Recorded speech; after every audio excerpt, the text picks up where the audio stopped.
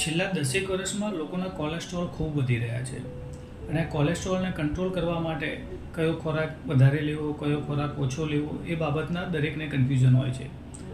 તો આજે તમારું કોલેસ્ટ્રોલ વધારે છે તો તમારે સવારથી સાંજ સુધી કઈ રીતનો ખોરાક લેવો એ ડાયટ પ્લાન તમને સમજાવું છું.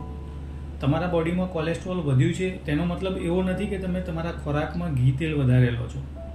કોલેસ્ટ્રોલ વધવાનું મુખ્ય કારણ છે શરીરની અંદર નાના મોટા સોજા, ઇન્ફ્લામેશન અને ઓક્સિડેટિવ સ્ટ્રેસ. હવે તમારે કોલેસ્ટ્રોલને કંટ્રોલ કરવું હોય તો તમારે એન્ટી ઇન્ફ્લામેટરી ડાયટની જરૂર છે. આ માટે રોજ સવારે નરણા કોઠે એક લસણની કળી ફોલી અને ગળી જવાની છે. આપણા ડાયટની અંદર તમારે ઘઉં બિલકુલ બંધ કરી દેવાના છે. ખાંડનો બને એટલો ઓછો ઉપયોગ કરવાનો છે.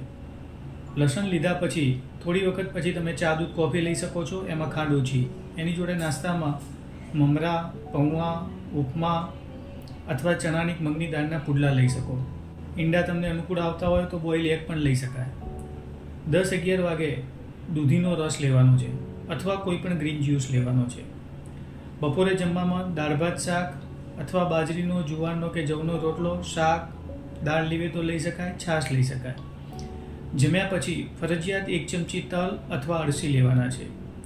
3-4 વાગે ગ્રીન ટી લેવાની છે. 5-1 વાગે ભૂખ લાગે તો બદામ, અખરોટ, પિસ્તા અથવા શેકેલા ચણા.